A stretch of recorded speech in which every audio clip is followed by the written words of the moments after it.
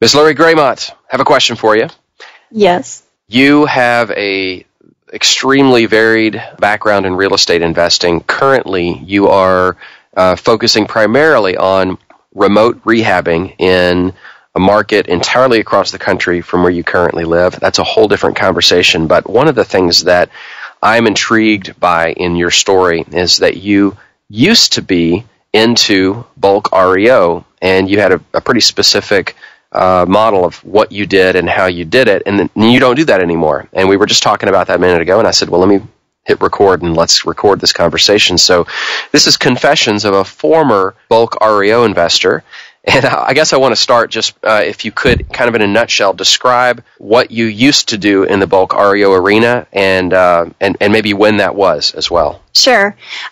In 2009, we started buying small bulk REO packages. And what I mean by small is $100,000 would get you 15 homes, maybe 20, depending on the area. And back when I started, the way it worked is you'd walk into somebody who had a large inventory and say, okay, I want $150,000. They'd push a sheet of paper over the table to you, and there would be addresses of the properties. And they would look at you across the table and say, do you want it or not? And that was about the amount of due diligence you had, as you got to see the cities and the addresses of, but you didn't get to go to your computer, you didn't get to research it, and you would either say yes or no. Now, the thing was, if you said no, you got one more chance, and then you were no longer allowed to buy from them because they really had that much demand. And so we started in the bulk business with the idea that we would buy these small packages and we'd provide home ownership to a population that was not able to achieve home ownership anymore because the subprime went away. And how big were these packages, by the way? They were about $150,000 for maybe 15 properties. Okay. And so over the course of a couple years, we were able to acquire properties nationwide. You've heard me say we're in 43 different cities, 15 different states, owning and managing these properties and selling them on land contracts.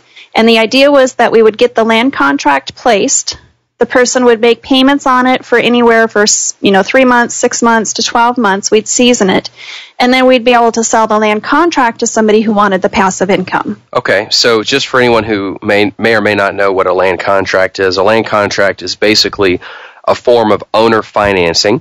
And typically in what most people consider owner financing, the deed is transferred from the seller to the buyer, and the seller becomes the bank, and the buyer just makes payments directly to the seller, who basically has, in essence, made them a loan.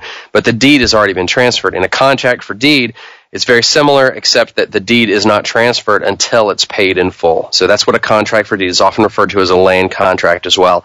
So when you were doing this, and you had your buyers coming in, were they putting a chunk of money down? And just kind of like briefly describe your arrangement with them. Sure. Our most typical was $500 down, $350 a month. And on top of the $350, they'd have to pay for the insurance and the property taxes. We didn't usually get a whole lot down, anywhere $500 to $750, because most of the people that were coming into our homes were moving out of rentals. And so we wanted to be a better option than a rental, but still have it so it was accessible for them. Okay, so you were doing a rehab on these houses. No rehabs. Okay. No. Very rarely. If there was, a roof that was missing or something significant was missing, we would do that, and we'd work it into the contract where they would have to pay us back.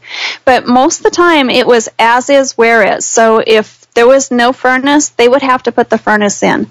And we would always joke that, they probably got the furnace from the house down the street, and let's hope that's not our house. So that just reminds me of a side story, but I just have to tell it. I remember I went to one of my rentals, and the bathtub was missing, and I was just, what in the world is going on? My bathtub is gone, and I was leaving the house, and about 2 blocks away, as I was leaving the house, there's a guy walking down the street with a bathtub on his head.